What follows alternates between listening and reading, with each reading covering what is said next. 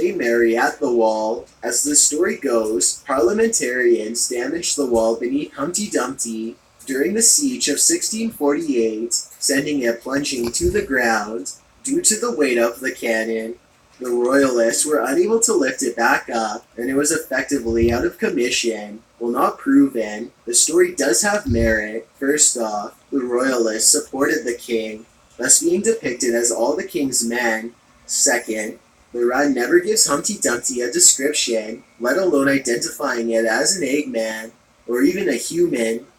This is an example of how things can change over time, as generation after generation interprets writings of all forms. Number 2. Those we've lost and sadly forgotten. It's hard to imagine there are stars out there we love, but we do not know their names, and worse, so we're unaware they passed away. The first example is of Judith Barcy, initially appearing in commercials. Barcy later appeared in television shows and films, including guest roles on Punky Brewster and Cheers. Her most famous role was the voice of Ducky in The Land Before Time, and Anne-Marie in All Dogs Go to Heaven. Sadly, her career was cut short. Barcy's father was a drinker and would become severely angry. After Barcy's mother began divorce proceedings against her husband, he reached his breaking point and took the lives of his wife and child before taking his own. The cast and crew of Land Before Time and All Dogs Go to Heaven were devastated, especially considering the fact Barcy was only 10 years old when it happened. Both films were released after her passing, and were both dedicated in her memory. The actor who portrayed the child Grinch in How the Grinch Stole Christmas is a double whammy. Surprisingly, at the time of his portrayal in the movie, he was 18 years old, but anyone would be forgiven for believing otherwise. Evans was born with dwarfism and only grew to 3 feet 2 inches tall. On August 5, 2002, Evans was rushed to the hospital, suffering from complications related to a heart condition. During an operation to correct the problem, he passed away. Strangely, his character for the soap opera, Passions, passed away on the show the exact same day.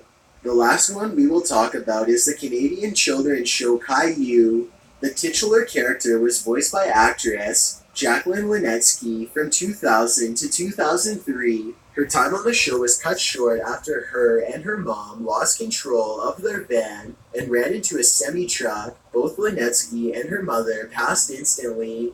She was only 17 years old. There are plenty more people we can discuss, but this should give you an idea of the things we are unaware of, even though these individuals were part of famous films from our childhood.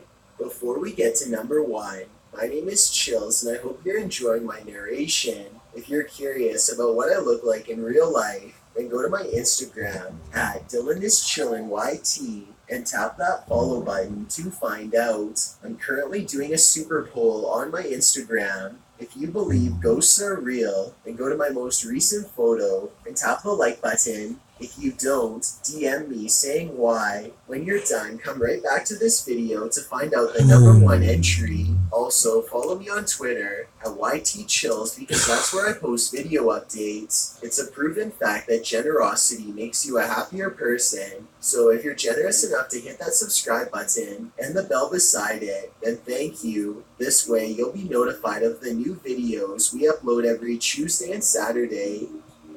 Number 1. Walt Disney's Facade. The man is truly a legend. Walt Disney created the most popular and beloved children's entertainment the world has ever seen.